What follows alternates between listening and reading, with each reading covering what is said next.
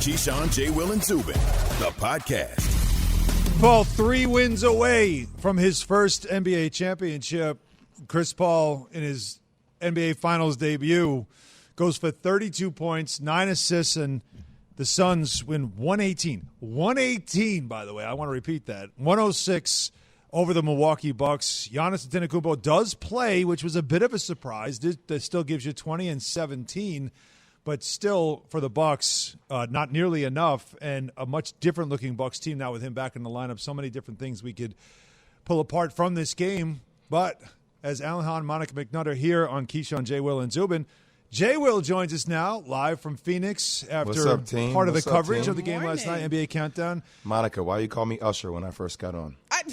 Why you play me, Monica? First of all, that was Alan Yates, one of our terrific producers. I'm in the studio, man. It was Alan, not me. But it was fitting. You did sound like the beginning of the Confessions video. Oh, That's the voice of a man who probably had about an hour and a half sleep before joining us here. Jay, thanks for joining us, my man. So all good, baby. All good. So, all right. Jay Usher Williams, let's go. All right, Usher. So off of the game, we had our irrational, game one takes. You're probably early asleep. in You the want to hear show. mine? Yes, Yeah. I would love to hear All yours, right, Monica. my overreaction, irrational take. The Bucks are better without Giannis on the floor because it unlocks Drew Holiday and they occupy the same space and they can't play together. Wow. There you go. That's a strong take. I like that. Completely irrational. Can I put one together? Go for it. The Bucks are in the World Championship despite the coaching of Coach Budenholzer. Thank you. Oof. That was my take. Oof. Because I'm telling you, I'm sitting there watching the game last night, and I am, first off, blown away by CP3 and Devin Booker. But pregame, I said the in-game adjustments that Coach Bud would have to make would determine whether the Bucks would be successful in this series or not. And when there's not major turnaround time, like when you don't have time to prepare, how you make those in-game adjustments is critical. So when you beat Atlanta and it goes the way it did, and then there's a quick turnaround to get prepared for the Phoenix Suns, and you play the season pretty much in drop coverage, and then you decide to switch while still staying in drop coverage against pick and rolls. I mean, DeAndre Ayton was dominant last night. He's going to get paid. He's going to get paid. In his last 2 games, he's had 38 points and 36 rebounds on 80% shooting. And they were patient. So when they switched, it was either they threw the ball down low to a smaller guy, potentially Drew Holiday that was guarding DeAndre Ayton, and then you had CP3 and Devin Booker, who pretty much had Brook Lopez on them, and CP3 scored or assisted on 54 points, the third most in NBA Finals. Practically, though, Jay, and we've been kind of talking about this a little bit this morning, more so off air, but let's bring it to air. What is the adjustment in terms of defending? Because I don't know that I'm sold that fighting over the top is going to yield better results. I mean, we don't switch 1 through 5. Would you switch 1 through 3? Like, what is the practical adjustment in terms of that pick and roll? I think you have to blitz it. Okay. I think you have to, Monica, I think you have Yep. to, whenever CP3, and I would stay home on Devin Booker. So if Devin Booker's not involved in a pick and roll, I'm denying him. I'm not letting him catch the ball, first and foremost. Even if that is, you have PJ Tucker who's guarding Chris Paul, which started off last night. You have to blitz it. And what I mean by it is if you trap CP3 on a ball screen, just make them beat you with their rotation. Because my thing is I can't have Devin Booker and CP3 going off for the points they did last night, being in one-on-one ideal situations against Brook Lopez. I can't do that. So, Brook Lopez didn't play the entire fourth quarter. But you're going to need to play him in games because of the size advantage that you have. Literally being on the court, you would have thought that the Bucks were the varsity team and the Phoenix Suns were the JV team just height-wise, right? Because they were so much bigger. But when you space out the court like that, it works to the smaller team's advantage because it allows CP3 and Devin Booker to cook. It is really, again, the isolations that they were able to get, just seeking out the matchups they wanted. That's what this was. It was, again, you mentioned the coaching part of it, and that's certainly, how I felt when watching it. At no point, even when they were making a little bit of a push, there was no point where I'm like, oh, the Bucks didn't get back in this. The Bucks got this. None of that. I had no confidence in them watching, and that's really been the storyline from, after the Heat series forward. It just felt like the adjustments you were waiting for needed to happen. I said they happened because of injuries, not because of anything that they did. Now, Jay, I want you to react to something that Stephen A. Smith said on SportsCenter last night, because it is something you and I have both talked about when it comes to the Bucs. Take a listen. It is mind-boggling to me how I don't want to be insulting, but absolutely clueless the Milwaukee Bucks appeared last night in being prepared for this game. You know that CP3 and Devin Booker, you know what they're going to give to you, particularly when they're hitting their perimeter shots. But a guy like CP3 is literally picking defenders. Who am I going to pick on next? Right. And absolutely, positively no adjustment was made whatsoever, and that's why he looked so spectacular. Jay, I believe that Stephen A. is right and wrong. He's right on everything he says about the lack of adjustments. He's wrong in that it's mind-boggling. Because what did we say 2 games into the series with the Nets? I mean, they were getting smoked in those 2 games. Smoked. I mean, just absolutely we've been saying this the whole playoffs about them, haven't we? Right, the whole playoffs. So the Nets lose Kyrie. Harden's got a hamstring injury. He's compromised. But losing Kyrie turned that whole series, as we know. And Kevin Durant almost eliminated you by a toe. You would have been out if his toe is inside that 3-point or outside that 3-point line. So we know that. There was no adjustments made. It was no adjustment. They lost a key player. And then the Atlanta series, you couldn't do anything with that offense. You couldn't do anything with Trae Young. He got hurt. Mm-hmm. That was to your advantage. Preach. So I am not saying that you don't deserve to be in the finals. You get there because of your ability to stay healthy, your durability, plus all that stuff, right? Some fortuitous bounces. But when we are talking about being surprised that watching that game and seeing how the Suns got whatever the hell they wanted, got the isolations, got the matchups. Oh, where's he? Like Chris Canty always used to tell me that a bad offensive lineman, guys would fight over the bad offensive lineman. Like it's my turn. Like who's going to take turns because everybody wants to get a sack? They called that guy the fish. Well, in basketball, you tend to have that guy. And that guy, like, oh, Bobby Portis out here? Where's that fish? Bring him my way. Whoever you got, you're screening for me, so I get. They're going to switch, and now it's me against Bobby Portis. And Bobby Portis can't guard guards. He can't guard Chris Paul. So I feel like it's not mind-boggling. And my concern about this series is, unless, just like we saw in the previous 2 series, someone gets hurt, hopefully not, but unless someone gets hurt, what change, what switch, what history shows us that the Bucks will adjust to this? There is none, and you're exactly right. And people were saying this before. That wasn't me hating on the Bucks. Like, look, I think Giannis is spectacular. I think Chris Middleton has proven that he can be a number 1 option and own that. I think this team has all the pieces to win a championship. But when you watch the in-game adjustments in the playoffs, like that's what leaves my head just spinning. They're in-game adjustments that you just make on switches or, hey, last night, like let's go zone. We have size and we have length. Like let's give them different looks via zone, 3-2 zone. Give me a different matchup zone. Try different things. Even go a box in 2. Force Jay Crowder. Force Mikal Bridges. Force these other guys. Make them beat you. Whereas as CP3 and Devin Booker go for 59 points and 15 assists because they're targeting individual matchups that they wanted to get and they got it. NBA boxing too. I would love to see it. Oh, yeah, why not, Monica? We think about how teams flip out when they see a 2-3 zone. You're absolutely right. You're absolutely right. I mean, at this point, you have to get creative. But Jay, let me ask you this: at what point does it become I'm not waiting for the call to come from the bench? Like if PJ Tucker is supposed to be my grit guy, or Drew Holiday is supposed to be, my defensive leader.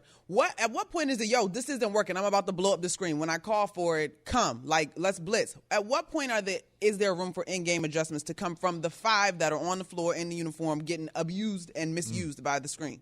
I mean, you would think that would be the case, but I don't know the answer to that, Monica. You would have. I'm not going to knock PJ Tucker and his defensive prowl that he had on Kevin Durant because I think he played his ass off. I think he played to guard Kevin Durant is really tough, but there is a certain point where I wonder that about the team. Like CP3 leads his team. Yep. CP3 will say, "Hey, you don't do this. Let's do this." I don't know who that player is on the Bucks team. I don't know who is the guy that says, "Hey, why are we in this defensive scheme? Why aren't we in this?" Or like there doesn't seem to be that floor vocal, like just leader, navigator. Drew Holiday is a combo guard who is a great defensive player, but he's not an orchestrator. Like CP3 is an orchestrator and is a vocal orchestrator. I don't know who the Bucks have on their team that would demand that from Coach Bud. It's amazing. You're right. You got and again, Giannis playing a week after that injury. You tip your cap to him, and it just shows you his toughness, but also Pilates works. Everybody. Right? Hot Pilates works, Alan. Yeah, stability and all that stuff, man. I mean, that's the only way. Alan, are you at the front of the class or the back of the class when you do Pilates? You would definitely want me in the back of the class. You're too big to be at the front. I would be irritated. Yeah. I can't see the instructor. This big dude is like fumbling around. Move. He's so limber. Look at him. It's like a tree. He's already really good at this. He practices consistently. What do you mean I'm not good at it? How do you even? I mean, you only eat 76 Reese's Pieces because you're like. I'm just making a point. Why do you bring that Jay, up, by the way? Because I'm so disappointed in you. That's such a prissy thing to binge. That Reese's early in the Pieces. morning? Joking. It was a No, you weren't. joke. Jay, if you go to a restaurant and they put bread on your table, do you eat the bread immediately or do you wait 5 minutes? I eat the bread immediately if it's Come hot. on, man. Thank you. Thank Yeah. you, America. Thank you. Why? See, Yes. you've wasted a good amount of time on this show talking about something like that off of social media.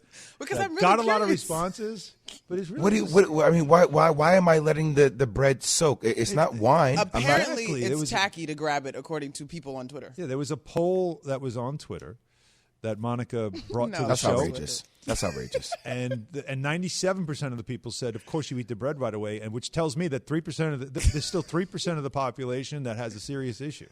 Well, eating I'm cold telling you right now. Growing up, my mama always said, "You eat it while it's hot. You come here, you eat it while it's hot. I'm not serving cold food." Point. All right, well, you know what? Chris Paul was serving it up hot Yeah, he was. last Look night. at that. What a Hey, transition. You're welcome. And so to get back into the NBA Finals, which of course you can hear full coverage on ESPN Radio tomorrow night, 8 p.m. Eastern is the coverage that begins for Game 2.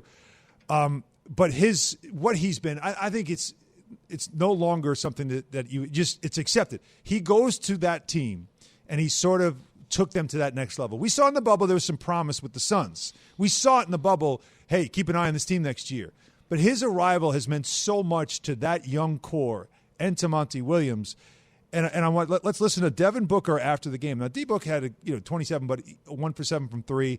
He really wasn't the main piece in this game. It was Chris Paul. He was the engine, and Devin Booker acknowledged that. Anybody that counted Chris Paul out, I mean, we just went down his track record of, he's walking in the Hall of Fame, first ballot. So you can't ever count any guy out that has done the things that he's done on the court. So, if I hear things like that, which I did, I take it as complete nonsense. If he doesn't play another game for us, you can still pay him his contract. His effect's that big. You know what I'm saying? So he moves his team. He leads his team daily. And just having him in the locker room, I'm not even talking about anything he does on the court, takes the team to that next level. It's amazing to think that over the summer last year, or not over the summer, during the offseason, when there was talk about Chris Paul being on the move, where would he end up? And people, 36 years old, $40 million, and an option year, no way, overpaid, old, end of his rope, nothing left. Why would you do that? Terrible albatross contract. Jay, is he worth every penny for the Suns? Yeah, because of the culture and all those things that you mentioned, Alan. Here's one thing I love about CP3, and I heard it last night, and it's not on every NBA team. Monica, you know what I'm talking about. Mm-hmm. This is not on every NBA team. It's on the few that get a chance to elevate. It's trust. Mm-hmm. It really, and those are, it's funny. When you have trust in the work environment, man, that makes a hell of a difference. You can talk to people. You can be around people. You buy into people. They invest in you. You invest in them back. And what I watch on this team is that it's like they all ride with each other all the time. Like they're not afraid of confrontation. And you notice when you have confrontation, when you feel like you're in battle and somebody says something to you and maybe their tone is a little bit off or maybe it's not the way they typically communicate to you, like you listen to it because you understand that you're in battle. And I feel like between the way Monty Williams chooses the words and how he is around young players, all right, I'm not going to call you out. I'm going to call you up. Like those slight things make you buy into who people are, make you buy into how people lead you. And even for CP3, I think going to Houston and then going to OKC, I think he made major adjustments in how he communicates to people and the time he puts in with the younger players. You saw that with Shai Gilgeous-Alexander, and now you're seeing it with Devin Booker and DeAndre Ayton. That type of mentorship with them buying back and forth to each other, you see it translate on the court. Now, I'm not saying the Bucks don't have that. I'm just saying what the Suns do have, like that's really special. That's a difference maker between a championship team and a team that gets there and can't get over the hurdle. And his value, too, to Monty Williams, right? That proverbial coach on the floor. I mean, he's almost legitimately that more than any other point guard you can think of in the league because of the experience factor of what he's been through and, of course, the respect factor from his teammates. And as I mentioned, Chris Paul, the Suns, 3 wins away from an NBA championship. Again, coverage of Game 2 tomorrow, 8 p.m. Eastern, right here on ESPN Radio. And, of course, Jay Will on NBA Countdown on ABC. Keyshawn, Jay Will, Zubin, brought to you by California Almonds, country versus country. You versus the home printer. No matter the competition, you need natural fuel. Almonds are exactly that fuel for the best you. Almonds are natural, energy-packed, stay on task, feel-good fuel to power you through. California Almonds, own your every day, every day. Yes, the philosophy and culture and everything else that goes with the Aaron Rodgers story. And now, of course, at the match yesterday, allowing that conversation to continue, I have this crazy theory that I feel like he's kind of playing this whole thing. He's making them squirm in Green Bay, that he's making them understand, like, this would be life without me. Are you sure you want this? Be careful what you wish, and all the other cliches that go with it. You don't know what you got till it's gone. Let's bring in Jeremy Fowler, our ESPN senior NFL reporter, who joins us right now on the Goodyear Hotline. Jeremy, good morning. So I found something interesting from just the jabs going back and forth with Tom Brady, the questions that were asked, of course, of the Turner Sports guys to Aaron Rodgers about it. The fact that Aaron Rodgers, because you know this stuff doesn't happen in a vacuum, right? They're not catching him by surprise, asking him about it. He had to say, yeah, it's fine. Right. We can talk about it. The more I see it and the way he answers things in like this sort of passive-aggressive way suggests to me that I don't know if he's totally gone from Green Bay or if he's just enjoying keeping them on the skillet and letting them burn a little bit and letting them squirm, not knowing whether or not he's going to be there for week 1. Well, good morning, everyone. It's probably both. It just feels like Aaron Rodgers and everybody involved in the match yesterday was in on the joke, right?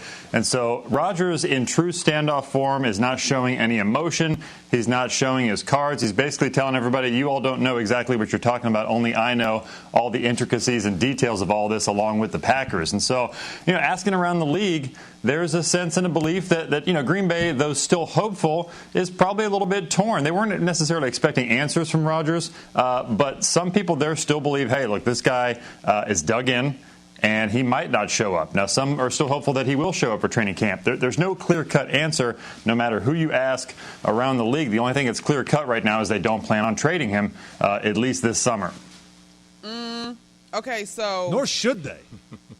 Listen, Fowler, I'm of the opinion that he's dug in, and if we're going to let the thing burn, let it burn completely. If we were to put a timeline on the resolution for this, when do you see it coming? Well, Monica, I think if it gets closer to week 1, then the Packers will be forced to make some sort of decision. I know right now their plan is to wait this out and put the ball in Aaron Rodgers' court and let him sort of dictate when he comes in how this is going to go. And really they're going to wait to see if he wants to threaten retirement, which at least publicly he has not done. Maybe he's done that privately. But they're going to sort of put the ball in his court, see what he does, and then if it gets closer to week 1, then they have to go with Jordan Love at that point. Hoping that maybe if Rodgers were to show up, that because he's an MVP, he's been in the league almost 20 years, that he would be ready. But considering how difficult it is to play quarterback, they would have wanted him in with some reps of this team. So they would have to sort of move on at that point. But it's really not over until like late October because that's the trade deadline. Green Bay, if they were to make a move in the future, it wouldn't involve anything with 2021. It would be future draft picks, future players for 2022. So they don't have to be rushed into any sort of decision, even if this goes well into August. But at that point, they would give the reps to Jordan Love and just hope that he develops into a great quarterback. Jeremy, we have some breaking news. Aaron Rodgers tied his shoes yesterday. Your comment. Come on. Jay. I can't help it, Monica. I'm sorry, Jeremy. News. It's just I can't with every day on Aaron Rodgers. But you know what I can do? We love drama. We love it. And I feel like it's a hard knock life for the Dallas Cowboys because Hard Knocks is coming out, and they're set for Hard Knocks. What storylines with the Cowboys, America's team, do you think we should be ready for? Hey, I'll gladly take some other breaking news. We can talk about another team. We've talked about Aaron Rodgers so much with no movement. But the Cowboys, I'm watching Ezekiel Elliott. You know, there's a feeling around the league when you talk to some personnel evaluators that the last 2 years, Zeke Elliott has not been his explosive self. Only 7 rushes of 20-plus yards the last 2 years. So they believe, look, if this guy's healthy, best shape of his life, he can still be the best running back in the game. He just hasn't been that. So that's what I'm watching for. There are rumors out of Dallas that he is in great shape. He's ready to go kind of reclaim that 2016, 2017 form. If he's there, even though the running back position has been a little devalued around the league, he changes things for Dak Prescott, the offensive line, everybody on that team. And then, Dak, he's ahead of schedule, but he's still got to show in training camp and preseason games that he can plant and throw off that back foot in a congested pocket. He hasn't proven that yet, and so he's going to have to. Jeremy Fowler joining us on the Goodyear Hotline. So Trevor Lawrence signs his rookie deal, about almost $37 million there. So number 2, number 3 pick, Zach Wilson, Trey Lance, so far not. Now, did they have to wait for his contract to sort of set the ceiling, or is there more things that need to be done, especially on the Jets front, because they don't have anybody else to throw the football for the quarterback? No. The Jets have no quarterbacks with NFL experience right now. And so, they want to, at the very least, lock up Wilson before training camp. So it made sense for Wilson to wait for Lawrence to go first because Trevor Lawrence was fighting for no offset language in his contract, which means if he gets cut in year 3 or 4, he can double dip. He gets his guaranteed money from Jacksonville and he can go sign with another team. So he won that battle. So Zach Wilson can probably go to the Jets and say, hey, I want no offset language in my contract either. I think the Jets will be fine with that, but there are always some little intricacies you got to work out with these deals. They're pretty cookie cutter now. There aren't any major holdouts. I don't expect Wilson to hold out. Should get done, but he was most likely waiting on Lawrence in this case. So closer to training camp, I think that will get wrapped up. It definitely needs to. Like I said, there's no one else on the roster right now. That's a big question mark, too. Who's going to be that vet in the locker room? Jeremy, always good to catch up with you, my man. Thanks so much. Thanks, everyone. Appreciate it. All right, Jeremy Fowler. Aaron Rodgers chewing his gum. Senior NFL reporter. That's hilarious. Joins us on the Goodyear Hotline, brought to you by Goodyear, helping you discover the road ahead. Goodyear, more driven. The beautiful mystery that is Aaron Rodgers. Come on, Jay, it's a great story, and everybody needs to know what's going to happen next. Meanwhile. But no one knows, Alan. No one knows. Oh. That's the point. Oh, we know. It's provocative. Everybody loves it. It gets the people going. What do the Bucks need to do to bounce back in Game 2 of the NBA Finals? Monica says don't play Giannis. We'll discuss more. Wait a minute. Oh, Lord. Next, KJZ, ESPN Radio. Overreaction. And, of course, Sirius XM Channel 80.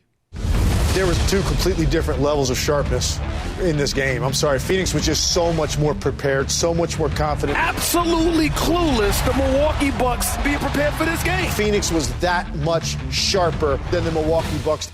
This is Keyshawn, J. Will, and Zubin. Let me guess. You have DIY projects to tackle at home, and your list of things to handle this summer is growing by the day. So let me remind you that when you're out getting supplies or ordering them online, don't forget the 5-Hour Energy. A 5-Hour Energy shot will help you check everything off your list. 5-Hour Energy is the brand hardworking people like you have trusted for 17 years to keep them alert and energized during those hectic days. You always know where to find 5-Hour Energy shots, right at the cash register at nearly every convenience, drug, and grocery store nationwide and online. Stock up on money-saving multi-packs to make sure you never run out of delicious, energizing 5-Hour Energy shots, because you know you'll need a few to get through everything on your to-do list. Go to 5hourenergy.com today and use promo code KJZ to receive 10% off your order. That's the number 5hourenergy.com. Promo code KJZ for 10% off. Offer valid only until September 30th on one order. Cannot be combined with other promotions. Code is not applicable on subscription orders.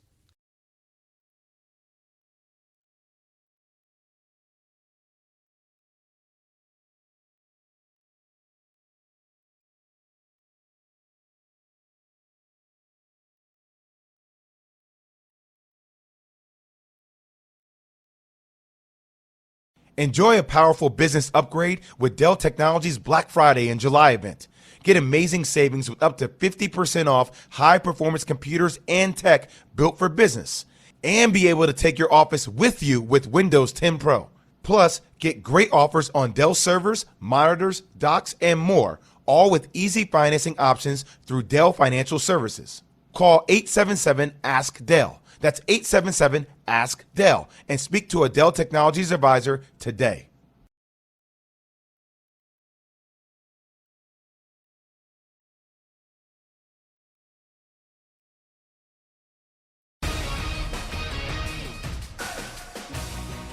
Paul gets fouled, spins to the basket and scores.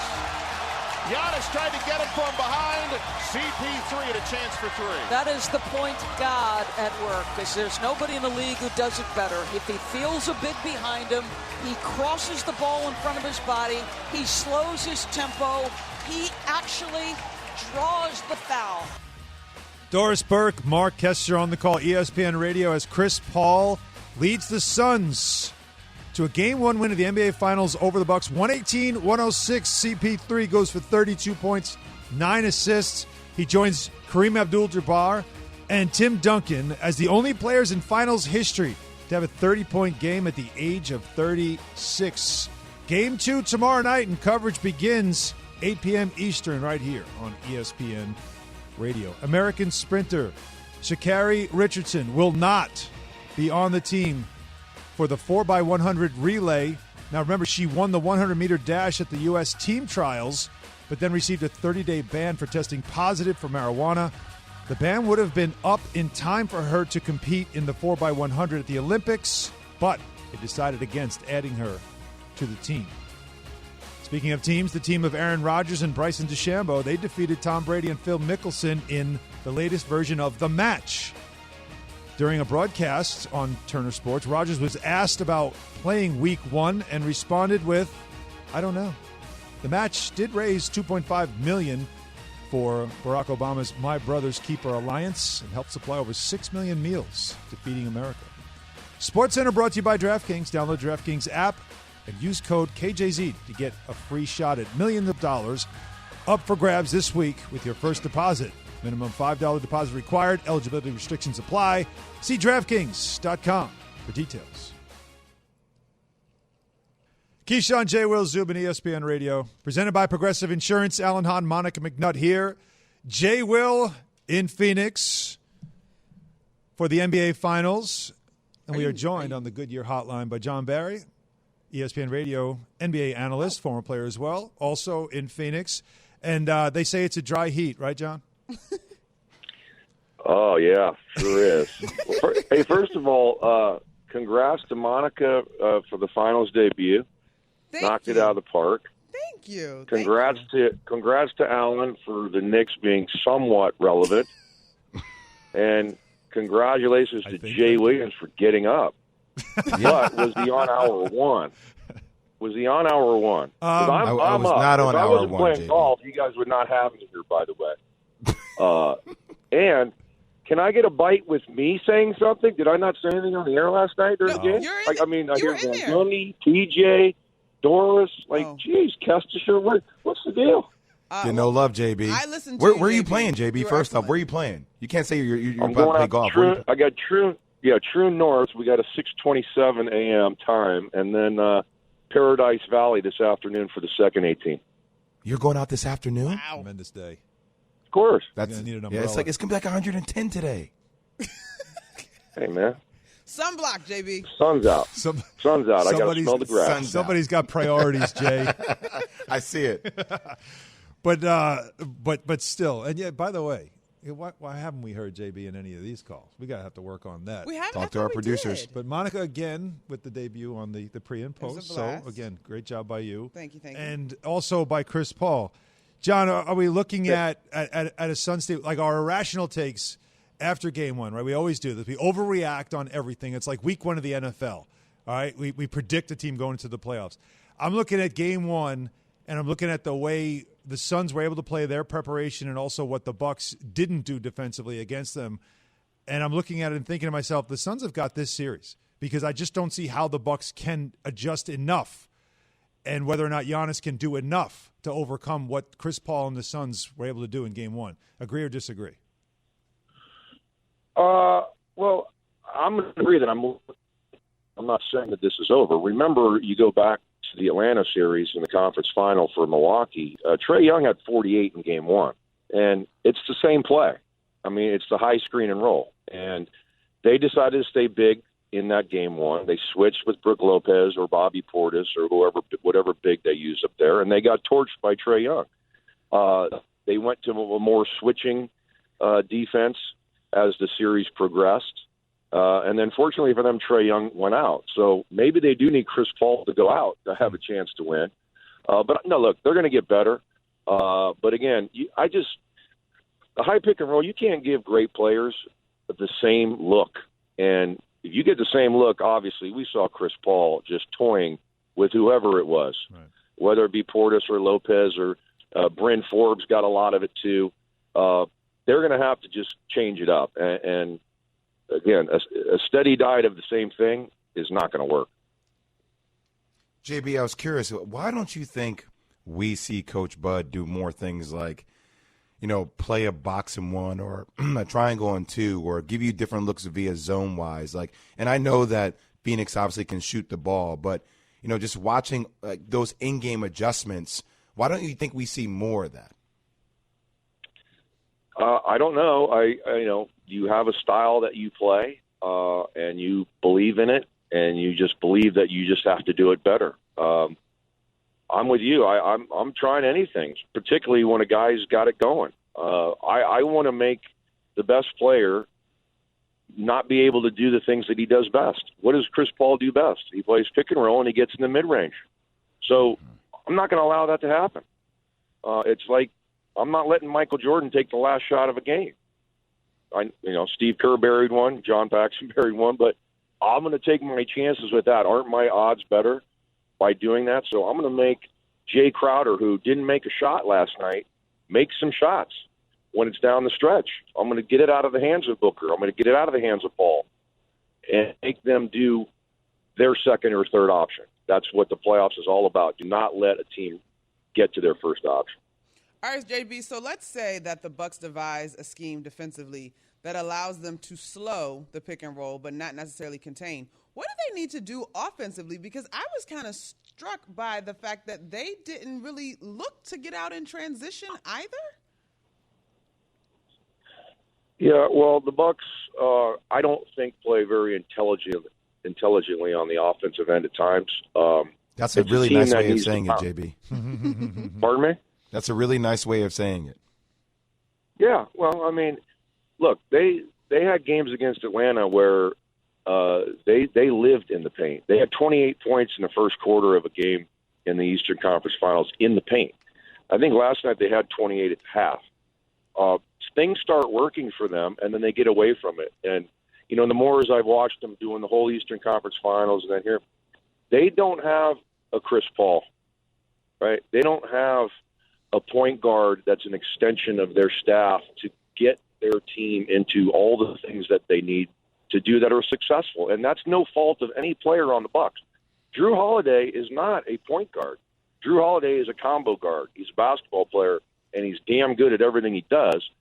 But they don't have somebody that can get this team into the sets and get them where they need to be, like a Chris Paul. And I did Philadelphia, Atlanta as well. They don't have it either. Ben Simmons, to me, is not truly a point guard. So having a Chris Paul or a John Stockton or a Magic Johnson or any of these great point guards is invaluable, that a coach doesn't have to call all the plays. And, look, Bud wants to give them freedom. He wants to give Middleton freedom to play one-on-one, Giannis and Drew. But one-on-one basketball in the playoffs doesn't always work. I don't want to glaze over the fact that Giannis played, right? Because it is pretty remarkable that he can go for 20 and 17 a week after even he admitted he wasn't sure if he was going to play for a year after that knee injury. You obviously played and you understand exactly how this stuff works. How surprised were you that he played and how effective he was? I'm stunned he played. I apologized on the air last night to Golick and Shanae because I said it was all fluff that they put him at questionable. Because I said there's no way he's playing. He looked good, and it's a great positive sign for the Milwaukee Bucks that I think his lack of aggressiveness was basically because he was tired. I don't think it had anything to do with the knee. And he said that after the game. The knee felt great. His rhythm was off, his timing. And when you don't play for a week of NBA basketball, riding a bike is not going to have you in shape. He was tired. He was bending over a lot. So he's just going to get better and better as long as nothing happens to the knee. It's a great sign. He was great on the boards. I thought he had great moments.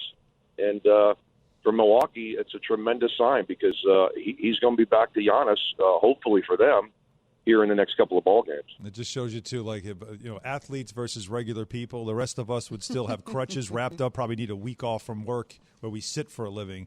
He's back in an NBA game a week later after an injury like that. Pretty remarkable stuff. JB, hit him straight, as they say. Enjoy the heat. I like to curve it, but thank you. Whatever works for you. John Barry, ESPN Radio NBA analyst on the Goodyear Hotline. So coming up, the road to the NFL training camp continues. Jay, we're 14 days away, Jay. 14? 14! How confident is Jay that his Giants, the G-Men, can be contenders this year? We'll ask him after I tell you about Indeed. The reasons to find your next hire with Indeed are starting to add up. Look at the numbers. Instant Match searches millions of resumes in Indeed's database to deliver candidates whose resumes fit your job description. They have 135 skills tests that can go beyond the resume to help you find the right candidates faster. And, according to Talent Nest, Indeed delivers 4 times more hires than all the other job sites combined. All useful stats, Monica. So, if you want to multiply your employees and subtract the hassles of finding them, visit Indeed.com/credit. Keyshawn, J. Will, and Zubin. Michael is in Queens. Michael, what's up, man? And as far as Key goes and the diva, Key, you're so diva, it's more like Kiva should be your new name. More from Keyshawn, J. Will, and Zubin next. Stories about athletes with speed are the stuff of legend. Like the one about the player who was so fast he could hit the light switch and be in bed before the room got dark. Well, our friends at CarMax have a story about speed too. It goes like this. If you're ready to sell your car, you can get an offer in as little as 2 minutes at CarMax.com. 2 minutes. That's no exaggeration. That's a fast fact. And it's a real offer, not an estimate. Just go to CarMax.com and enter your license plate number, answer a few simple questions, and get your offer. Total time invested? 2 quick minutes. Total time to think it over? 7 whole days. You can accept the CarMax offer right away, shop it around, or take a week to think it over. The choice is yours. So when you're ready to sell your car, get a real offer real fast at CarMax.com. CarMax, the way it should be.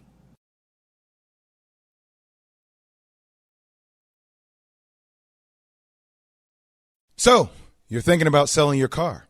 You want an offer, and you want it fast. Well, then race over to CarMax.com to get a bona fide offer in as little as 2 minutes. Now, let me coach you through the process. Go ahead and warm up those fingers and thumbs so you'll be limber when you arrive at CarMax.com. Just plug in your license plate number and you're off to the races. Then answer a few easy questions about your car and head for the finish line where your offer awaits. That's it. That's easy. The whole thing takes about 2 minutes and you won't even break a sweat. Once you get your offer, you can accept it or take a week to think it over and shop it around. Or apply it to the purchase of a sweet new ride from CarMax. Totally your call. And CarMax will buy your car even if you don't buy theirs. So, when you're ready to sell your car, get a real offer, real fast at CarMax.com. Running shoes not required? CarMax, the way it should be. Not all day, but all morning for sure. And we thank you for joining us. Keyshawn, J. Will, Zubin, Alan Hahn, Monica McNutt, Jay Will joining us from Phoenix at the NBA Finals. Jay, how many days away from training camp are we? 14. 14! 2 weeks, Alan. God. You can so taste close. it. You can taste it. It's so 2 close. weeks. So with that in mind, we have our road to camp. We go with the confidence meter for teams contending for a Super Bowl this year. We did a handful of teams earlier in the show. And Pat's going to join us now to go through some more teams and decide what our confidence level is on these teams based on a 1 through 10 scale. Yeah, so 1 to 10. Jay, we'll start with you on this one. On your Giants, how confident are you that they can contend for a Super Bowl? First off, I don't know how I feel about this question considering you're a diehard Eagles fan and you want me to join your misery. but I will indulge. I'm a 5. I'm a 5, just because we have the pieces. Yeah, I'm a 5. Logic. Yeah, let me talk for a second. Come on. Pat. Here we go. Because Daniel Jones just makes me worried, and I feel like I'm starting to become Alan Hahn, and I'm having anxiety when I think about DJ. Obviously, he's a Duke alumni. I want to see him take the next step in his career. This is the year where it's like him and Dave Gettleman. This is it. Like, either we're going to find out if you're our quarterback for the future, which I want you to be because you also come from my school, or if you're not, it's time to move on because we have the pieces around us. Kenny Galladay, Kadarius Toney. I mean, we have Saquon Barkley finally back. We worked on offensive line. We are there, but we need to see it come and complete, and that depends upon Daniel Jones getting us there. So I'm not sure. I'm nervous. That's where I'm at, Pat. That's where I'm at. I tell you what, though, I feel like your 5 is a bit optimistic. I was going more like under 5. I'll take the under. If 5 is the over-under, I'll take the under. I'm going like 4 confidence level. Don't, you know what? That's some Jet stuff, Monica. That's some Jet stuff right there. Don't listen to it. Why is that Jets? It has nothing to do with the Jets. It's just what I see. It's a quarterback that has to be the linchpin, and he has to prove he can stay healthy, by the way. And, again, a defense that I'd also like to see pick up where they left off at the end of last season. I don't know if they will.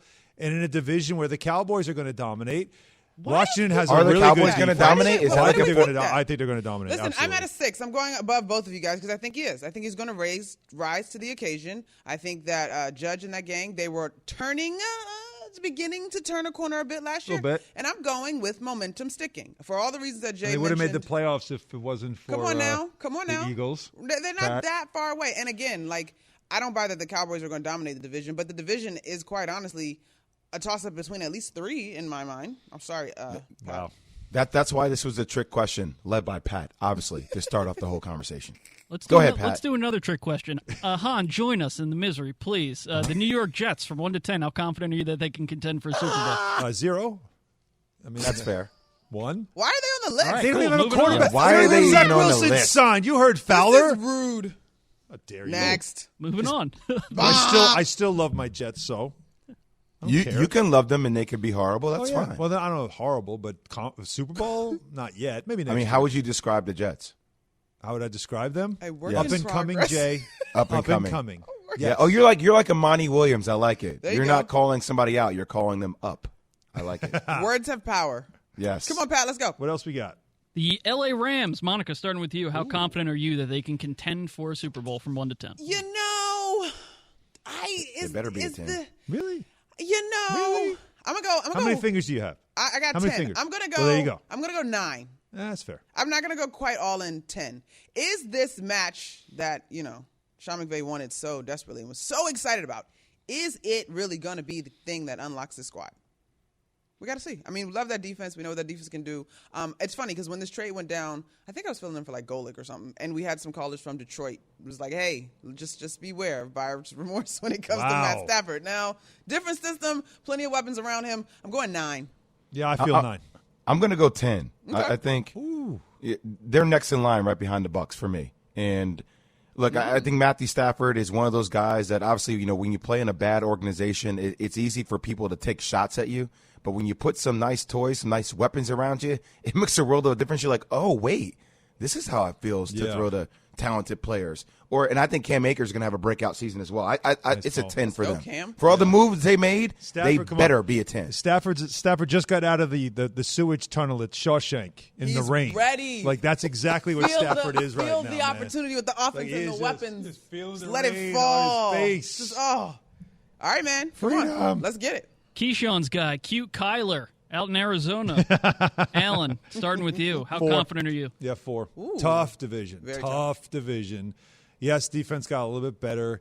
Yes, they have weapons, more weapons. Yes, that offense has a chance. All eyes now, of course, on Coverboy Cliff, and if they can get that, they can now take it to the next level. Cliff. Yeah, that picture of him in the living room. Cliff. I mean, come on, man, that is special. But you have a team in a tough division that they've got to figure out if this is the way to go forward, and this might be that year that decides it, whether or not, yes, this is the tandem, our coach and quarterback, or no, this system just isn't going to get it done for us in the NFL. So I'm going to go 4. I like it. I'm gonna go 5 or 6 just because first off, I really want to see Keyshawn Johnson just squirm. Like it makes me happy when Kyler Murray plays well, and he always refers to him as cute. It's cute. It's a cute quarterback. It's a cute system. The air raid system. It's cute. It's cute. But look, getting J.J. Watt, getting A.J. Green, having the pieces around, they've made moves. And is it a tough division? You're damn right it is. But it also feels like, okay, Kyler, this is the same. You and Daniel Jones kind of in the same territory. Is this going to work or is it not going to work? Time to prove your worth. Is Keyshawn a sizeist? I was about to say, I'm usually with Key on size. I was literally just about to say that. Give me the bigger quarterback. Give me the bigger point guards, the whole bit. But you can't knock the escapability of Kyler Murray. No, athleticism. But in Key's book, phrasing, Monica. Every time. Sorry, Jay. Love you. You're a big guy. You're not little.